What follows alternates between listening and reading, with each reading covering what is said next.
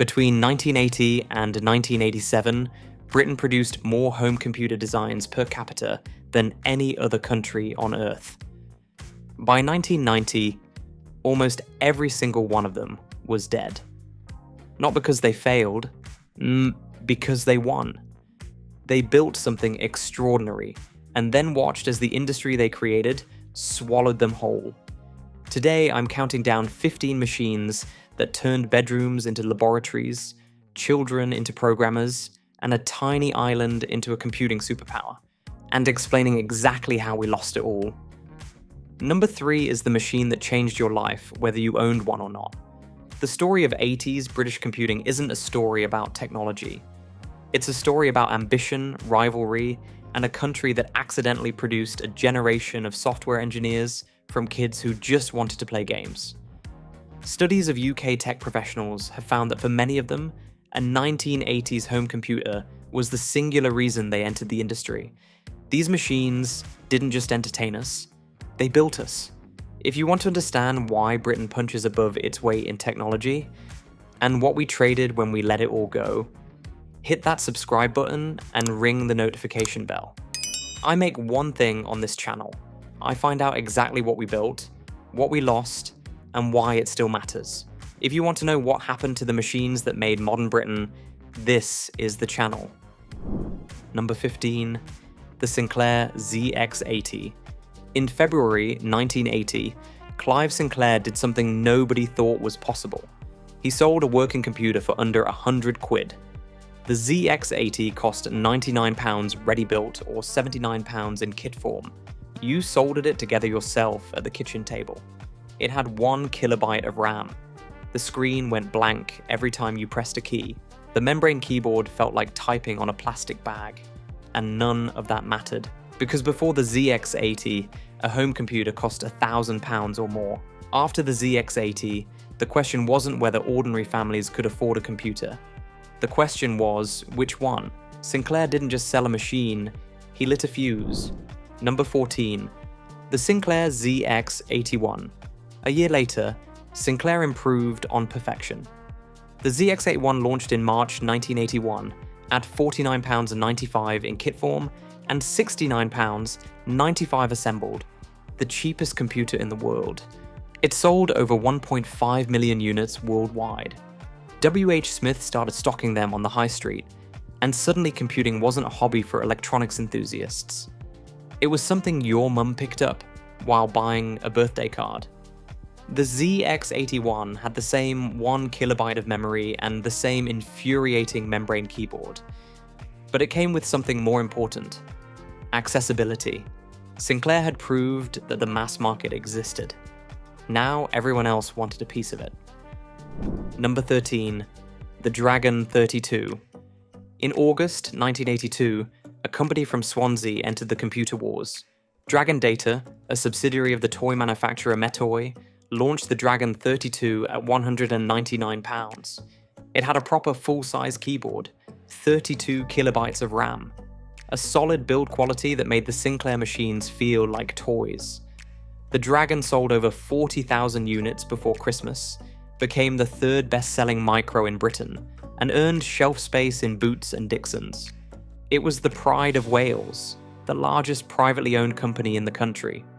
Stocked in Boots, Dixons, and Comet, the Dragon looked like a serious machine.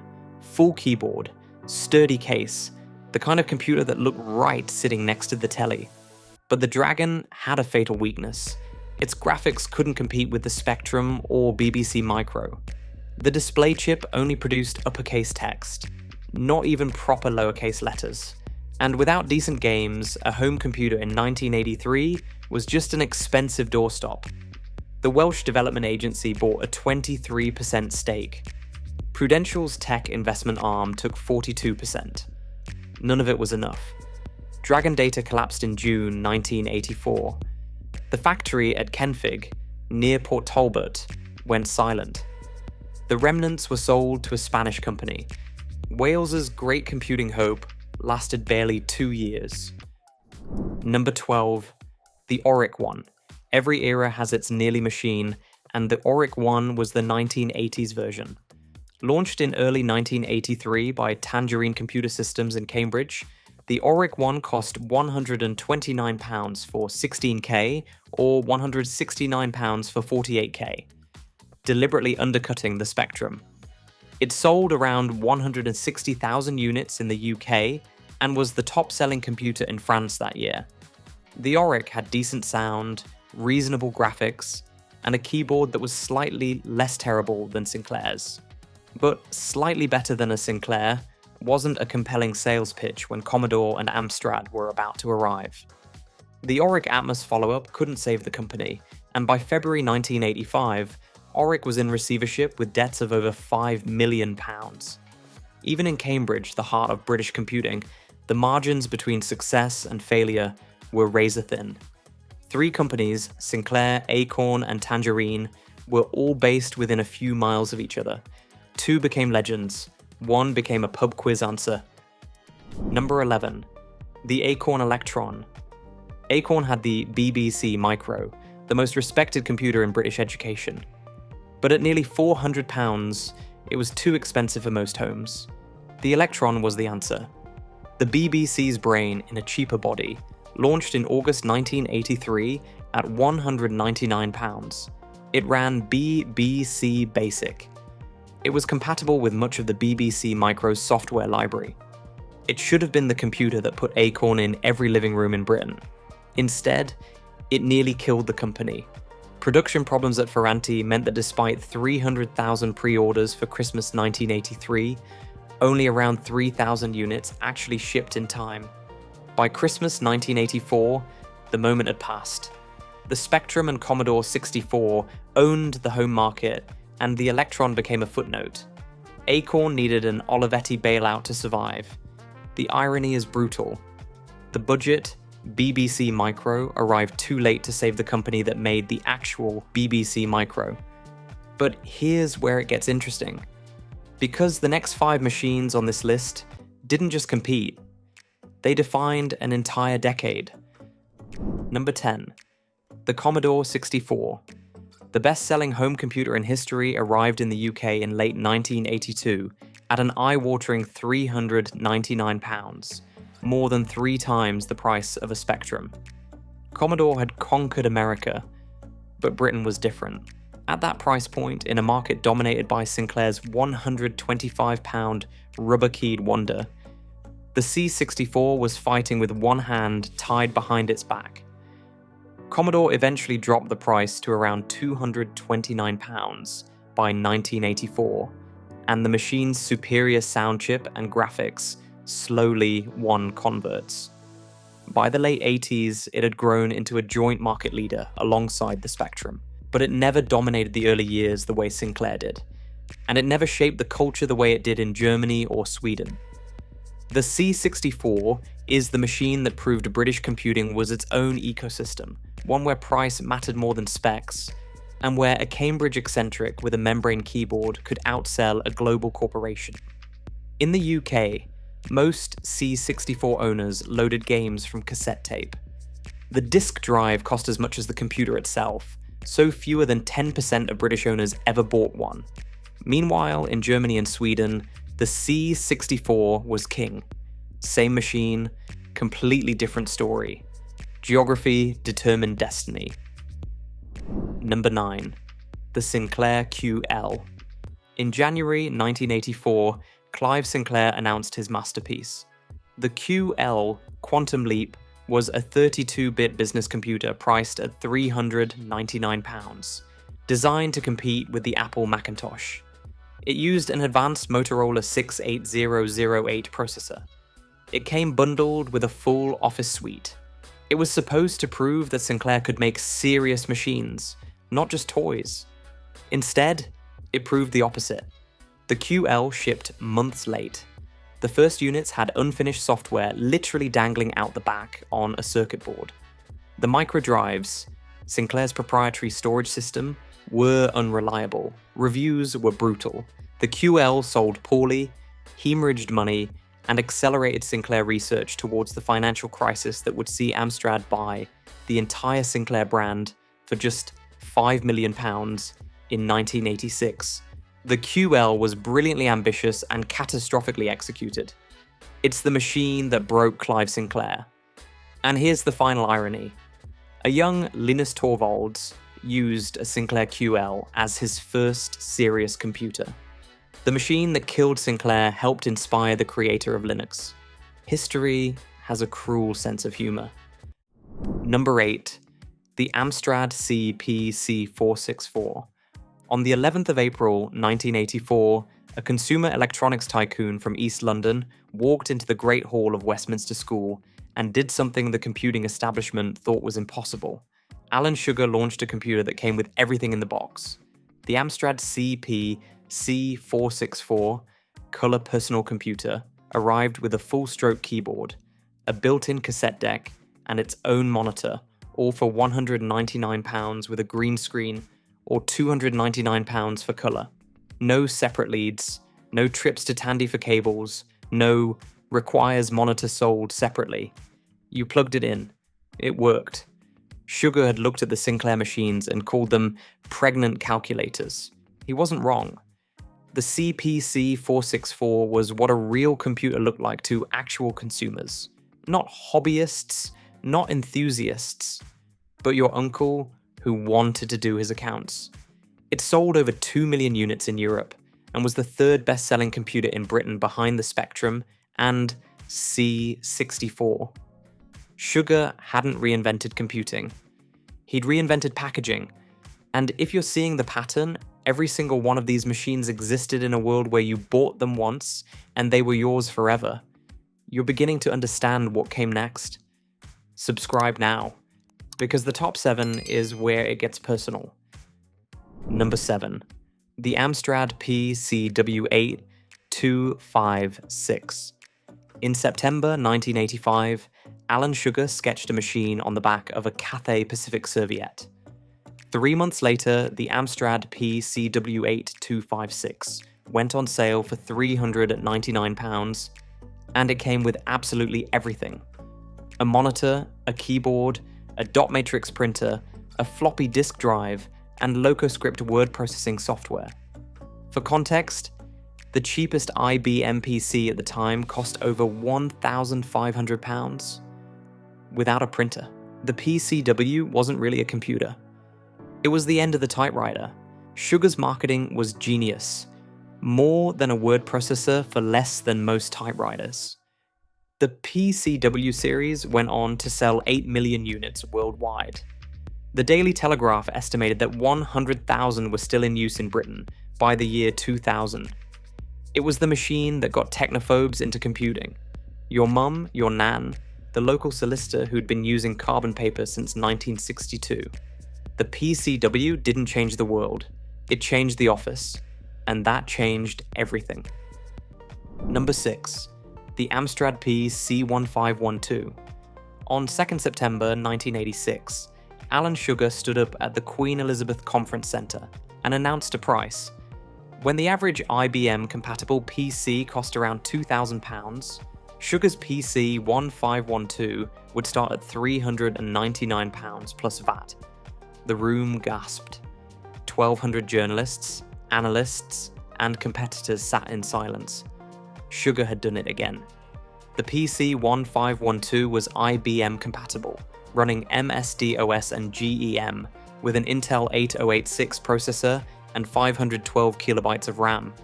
It captured over 25% of the European PC market. PC Plus magazine initially defined its entire audience as Amstrad PC1512 owners and compatibles, because home ownership of any other PC was essentially non-existent in Britain. But here's the cost nobody talked about. The PC1512 killed British computing. Every machine on this list so far, every Sinclair, every Acorn, every Dragon, ran its own operating system, its own software, its own vision of what a computer could be. The PC1512 said, none of that matters anymore. IBM won. Microsoft won. The British home computer industry, the most creative and diverse in the world, was over. Sugar built the coffin, priced it at £399, and we queued up to buy it. This is the one that actually hurts, because the next 5 machines aren't just computers. They're the reason Britain exists in global technology today. Number 5. The Acorn Archimedes. In June 1987, Acorn launched the Archimedes, the world's first commercial computer built around the ARM processor. ARM, the chip architecture that now powers virtually every smartphone on Earth, every iPhone, every Android, every tablet. ARM was born in a Cambridge office in 1983, designed by Sophie Wilson and Steve Ferber, the same engineers who'd built the BBC Micro. The Archimedes was devastatingly fast. Benchmarks showed it outperforming machines costing 5 times as much. It stayed in British schools well into the 1990s, but it never conquered the home market. It never conquered business. It never conquered anything except education and a small but devoted enthusiast community. What it did conquer was the future. ARM Holdings, spun out of Acorn in 1990, went on to become the most important chip designer in the world.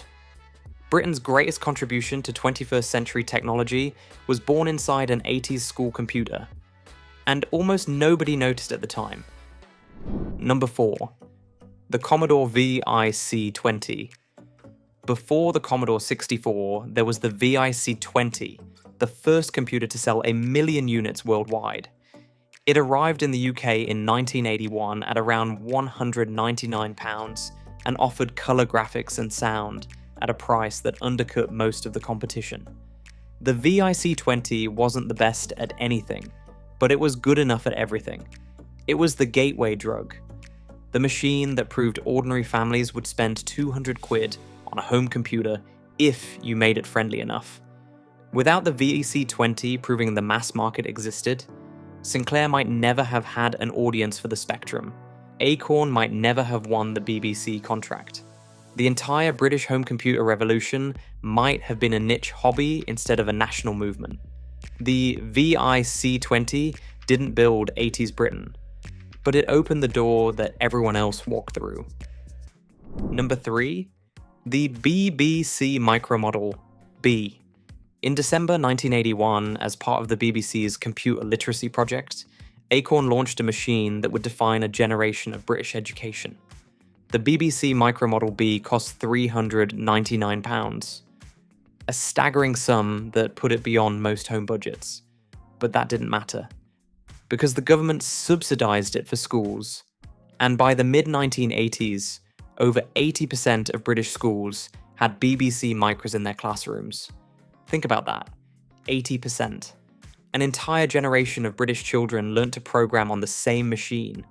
They typed print hello world in BBC Basic. They drew spirographs with repeat and until loops. They loaded programs from cassette tapes and waited and waited and waited. They fought over whose turn it was at lunchtime. They stayed behind after school to finish programs. They discovered, in classrooms that smelled like poster paint and floor polish, that they could make a machine do exactly what they told it to do. Nothing more, nothing less. The BBC Micro was expensive. It was heavy. It was built like a tank, and it sounded like one when the disk drive kicked in. And it was the single most important educational computer Britain ever produced. Herman Hauser, Acorn's co-founder, said it made Britain the most computer-literate nation on Earth. He might have been right. Sophie Wilson designed BBC Basic. Steve Ferber designed the hardware. Both would go on to create ARM. The BBC Micro didn't just teach children to code. It created the people who created the technology that now runs the entire world. If you learned to program on a BBC Micro at school and then bought a different machine for home, you already know what number 1 is. Number 2, or the ZX Spectrum 48K. I know what you're thinking. It should be number 1. And honestly, it almost was. The 48K Spectrum launched in April 1982 at £175. And it was the machine that turned British bedrooms into software studios. With 48 kilobytes of RAM and a 15-color display, the Spectrum was powerful enough for proper games. Ultimate Play the Game, Manic Miner, Jet Set Willy. An entire software industry grew up around this machine, much of it created by teenagers working alone in spare bedrooms, selling games through classified ads in computer magazines. The Spectrum sold over 5 million units worldwide. It made Sinclair research the dominant force in British computing. It spawned a software ecosystem that employed thousands and generated millions in revenue. The Spectrum is the machine that proved home computing wasn't about spreadsheets. It was about creativity. But it's number 2, not number 1, because there's one entry left, and it's not a single machine. Number 1, the 16K ZX Spectrum, not the 48K. The 16K. This is the hill I'll die on. The most important computer in 80s, Britain wasn't the most powerful one. It was the cheapest color computer ever made. The 16K ZX Spectrum launched in April 1982 at £125. Just £50 more than a ZX81. And suddenly you had color, sound, and proper graphics. £125. That was the price that changed everything. Because at £125, the Spectrum wasn't a luxury. It was an impulse buy. It was a Christmas present a middle-income family could justify. It was the machine that meant a kid on a council estate in Sheffield had the same computer as a kid in a detached house in Surrey. The 16K Spectrum was the great democratizer. It didn't have enough memory for the best games, and most owners saved up for the 48K upgrade within months. But it got the machine through the door. The 48K defined the software library. The 16K defined the audience. And once the machine was through the door, everything changed. Kids learned to type. Then they learned to program. Then they learned to think like programmers. And decades later, those kids built ARM. They built Rockstar Games. They built DeepMind. They built Raspberry Pi. They built the British tech industry. Every machine on this list is dead. Sinclair sold to Amstrad for £5 million. Dragon Data, bankrupt. Auric, receivership. Acorn absorbed into ARM and Olivetti. Amstrad eventually swallowed by B-Sky-B for £125 million. The companies are gone. The factories are closed. The high street shops that sold them, Dixon's, Comet, Tandy, Woolworths, most of those are gone too. But here's the thing nobody says. Modern technology is more capable. Nobody disputes that. Your phone has more computing power than every machine on this list combined. But every machine on this list came with something your phone doesn't. A blinking cursor and a question. What do you want me to do? Not what do you want to consume? What do you want to create? Those machines didn't come with apps. They came with programming languages. They didn't assume you were a user. They assumed you were a builder. We didn't lose those computers. We traded them for sleeker machines that do more and teach less. For devices that treat us as consumers instead of creators. For technology that's infinitely more powerful and infinitely less empowering. And nobody told us the exchange rate. Which machine was yours? Which one turned you from someone who used technology into someone who understood it? Drop it in the comments. I read every single one. Thanks for watching.